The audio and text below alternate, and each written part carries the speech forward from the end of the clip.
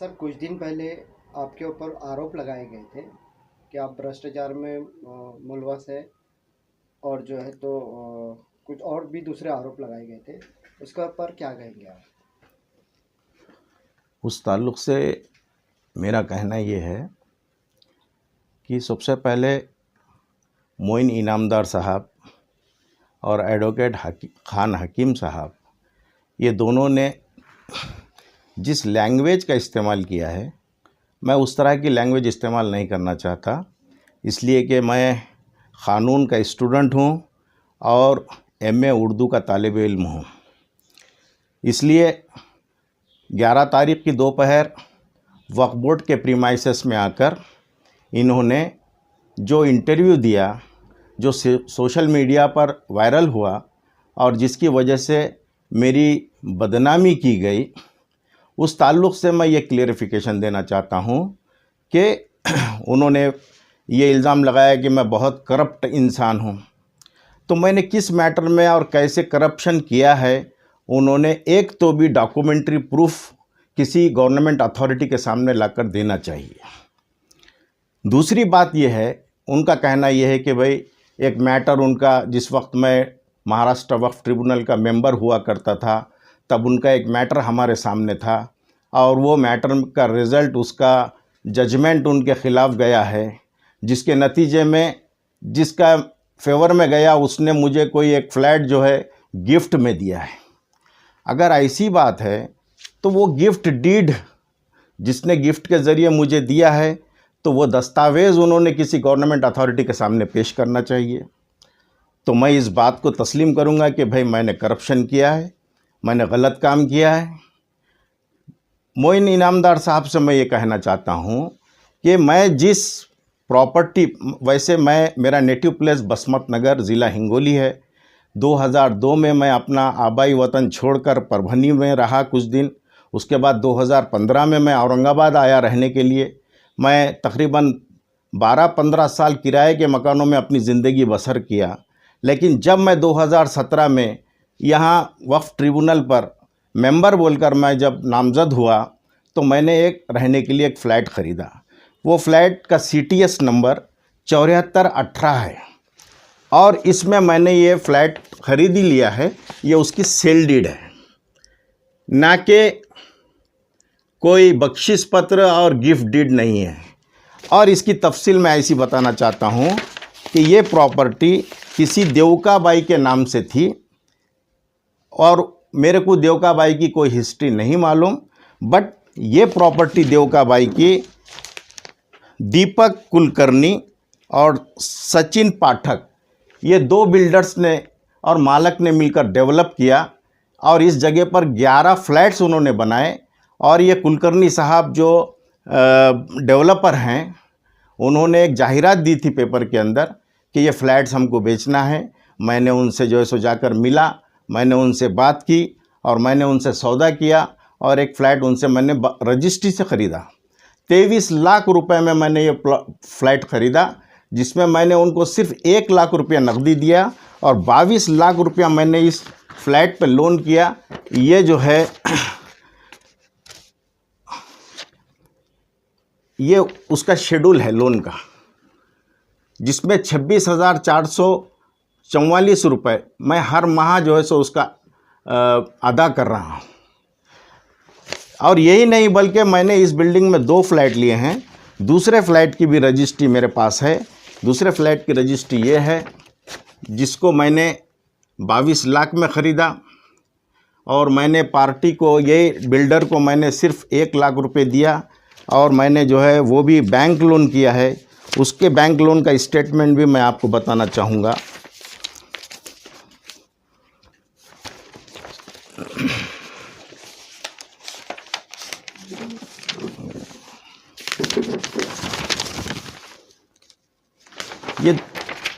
ये उसके bank loan का स्टेटमेंट है। तकरीबन 21,000 रुपये महीना इसका जो है सो ये है, EMI है। तो मैंने ये प्रॉपर्टी जो है सो मेरी अपनी मेहनत की कमाई से और बाज़ाब्ता रजिस्ट्री सेल डीड से मैंने लिया है और इस पर दोनों फ्लैट पर मेरा बैंक लोन है और मैं बैंक लोन हर महीना पाबंदी से अदा कर रहा हूँ। तो मेरा कहना ये है कि मोइन इनामदार साहब बग़ैर कोई इन्वेस्टिगेशन के, बग़ैर कोई तहक़ीक़ात किए के मेरे ख़िलाफ़ बेबुनियाद इल्ज़ामात उन्होंने आयद किए हैं। दूसरी बात एडवोकेट खान हकीम साहब की है। मोइन इनामदार साहब के बाद उन्होंने अपना स्टेटमेंट जारी किया। मोइन एडवोकेट खान मुकीम साहब ये असल में मालेगांव के रहने वाले हैं, जो यहाँ औरंगाबाद में आकर गुज़र बसर कर रहे हैं और ऑलरेडी वक्फ 2019 में वक्फ बोर्ड के कर्मचारी को उन्होंने थप्पड़ बुक्की की, शासकीय काम में अड़थड़ा निर्माण किया, इसलिए वक्फ बोर्ड ने उनके ऊपर एफआईआर किया है। ये एफआईआर है खान हकीम के ख़िलाफ़, छावनी पुलिस स्टेशन में दाखिल है और ये एफआईआर में उनके ख़िलाफ़ सेक्शन 353, 323, 504, 506 और 34, उनके साथ में कुछ गुंडा एलिमेंट्स भी उनके साथ में थे, एफआईआर हुई है। इस एफआईआर को खान हकीम ने honourable Bombay high court bench at Aurangabad के अंदर चैलेंज किया है। ये मैटर उनका एफआईआर क्वॉशिंग का ये मैटर जस्टिस नल्लावड़े साहब के बेंच पर पेंडिंग था। जस्टिस नल्लावड़े साहब ने कहा कि उन्होंने जो जुर्म किया है वो सर्कमस्टांसेस के हिसाब से साबित होता है, इसलिए एफआईआर क्वॉशिंग को डिसमिस किया है। इसके बाद खान हकीम का केस सीजेएम कोर्ट से सेशन कोर्ट में कमिट हुआ है और आज सेशन कोर्ट के तहत वो अंडर ट्रायल हैं। बहुत गंभीर आरोप उनके ऊपर हैं और उन्हें वक्फ बोर्ड के अथॉरिटीज़ ने वक्फ बोर्ड के ऑफिस के प्रीमाइसेस में आने के लिए पाबंद किया है, लेकिन उन पाबंदियों का लिहाज न करते हुए उन्होंने जो है इस किस्म की हरकत की है और मेरे ख़िलाफ़ इंतहाई झूठे इल्ज़ामात के तहत ये बयान जारी किया है, जो सरासर गलत है, जो सरासर झूठ है।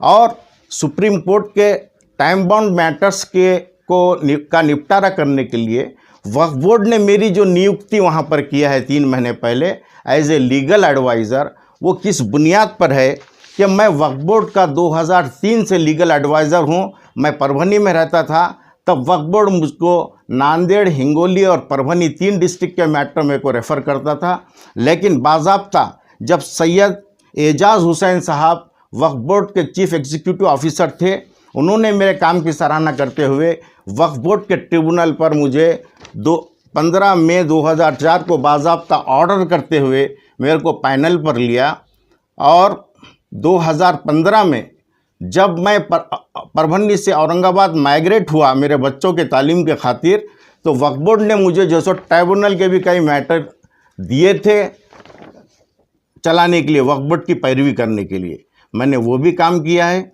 और इस 2003 से 2016 तक मैं जो वक्फ बोर्ड पर पैनल वकील बोलकर जो काम किया हूँ, इस दरमियान अगर मेरे ख़िलाफ़ एक भी शिकायत कि भाई किसी मैटर में मैंने वक्फ बोर्ड के ख़िलाफ़ कोई हरकत की है या कोई मैटर में मैं मैनेज हुआ या किसी का एक का भी कोई इल्ज़ाम नहीं है, ये रिकॉर्ड वक्फ बोर्ड के लीगल सेक्शन में मौजूद है और आप लोग उसको वेरीफाई कर सकते हैं। उसके बाद अल्हम्दुलिल्लाह मेरी नियुक्ति महाराष्ट्र शासन के माइनॉरिटी डेवलपमेंट डिपार्टमेंट की जानिब से as a member class 1 officer, gazetted officer के नाते ट्रिब्यूनल पर हुई और मैं 10 अगस्त 2017 को वहाँ पर एज ए मेंबर ज्वाइन हुआ और 9 अगस्त 2022 को मेरा पूरा 5 साल का टेन्योर कंप्लीट कर मैं जो है वहाँ से रिटायर हुआ।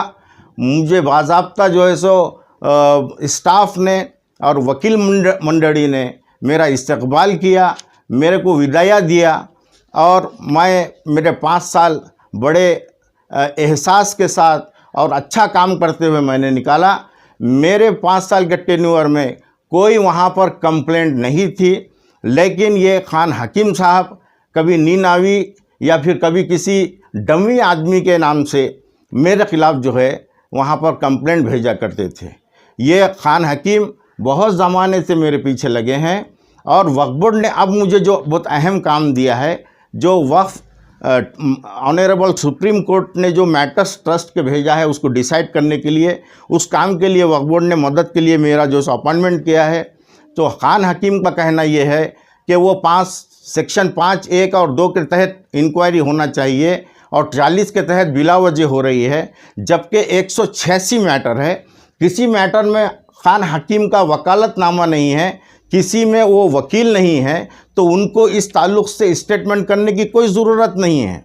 वो तो वक्फ बोर्ड का लोकस है कि वक्फ बोर्ड सुप्रीम कोर्ट के डायरेक्शंस के हिसाब से वो इंक्वायरी करेगा। सुप्रीम कोर्ट खुद कह रहा है कि वक्फ बोर्ड के 40 के पावर्स बहुत अहम हैं, लिहाजा 40 के पावर्स को इस्तेमाल करते हुए वक्फ बोर्ड जो है सो ये मैटर डिसाइड कर सकता है।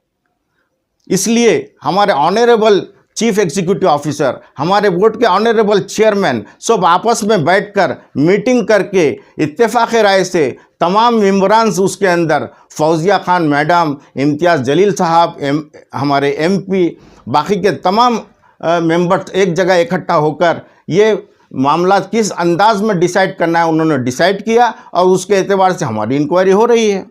उसके अंदर किसी को कुछ बोलने की ज़रूरत नहीं है।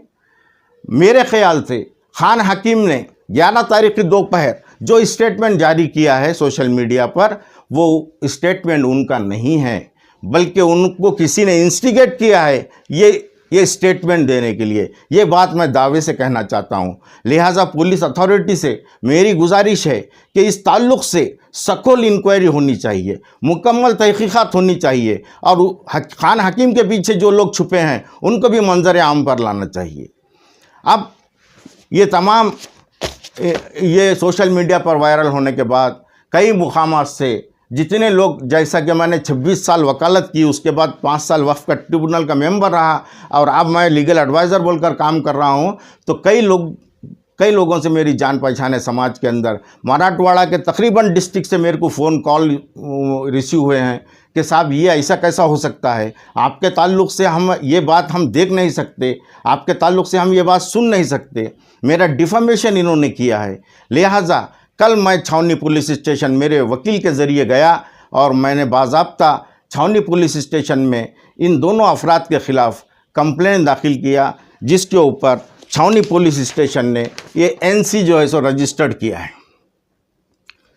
एनसी का नंबर है 652/2023।